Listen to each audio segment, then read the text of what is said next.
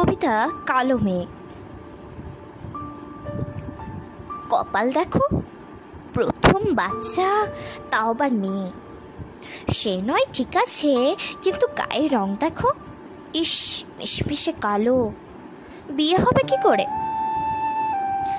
আজ পাড়াতো কাকিমার কথাটা মাঝপথে থামিয়ে দিয়ে কালো মেয়ের মা বলে উঠুক, বিয়ের কথা থাক না দিদি, আমার মেয়ে না চাকরি করুক।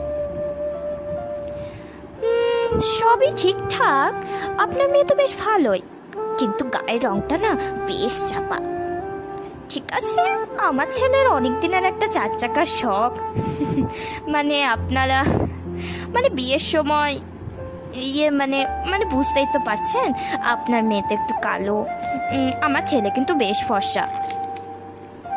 পাত্রপক্ষের সামনে বসা কালো মেয়ের বাজনা হয় হেসে বলুক, আমার নাতনি কালো, কিন্তু মেরুদণ্ড আপনার ফর্সা ছেলের থেকে অনেক শক্ত। কি দেখে আমার ছেলের সাথে আমার মেয়ের বিয়ে দিলে গো দিদি? শ্যামলা গায়ের রং, ছেলে আমাদের কত ভালো চাকরি করে, কত ফর্সা ছেলে আমাদের, আমরা নিজেরাও তো কত ফর্সা বলো। কি আক্কেল গো তোমাদের, সত্যি বলিহারি।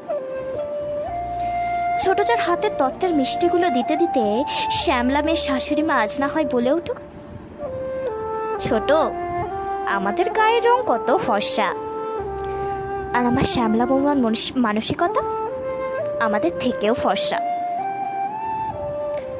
ভালোবাসিস আমায়? কেন, আমি তো কালো, তোর সাথে আমায় মানায় না। আজীবন ইস কি কালো শুনতে থাকা মেয়েটা আজ তার প্রেমিক তাকে টেনে নেয় তার চওড়া বুকের মাঝখানে। আজ তার আলোর শহরে ঠিক চৌরাস্তার সামনে কালো মেয়ের প্রেমিক বলে উঠুক, আমার আলো হয়ে থাকিস তুই।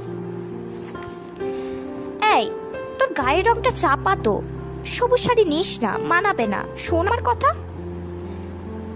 আজ এক আত্মীয়ের কথা শুনে হাতের শাড়িটা হাসি মুখে নামিয়ে রাখা মেয়েটির বাবা সেই শাড়িটাই আজ কিনে রাখুক যত্নে।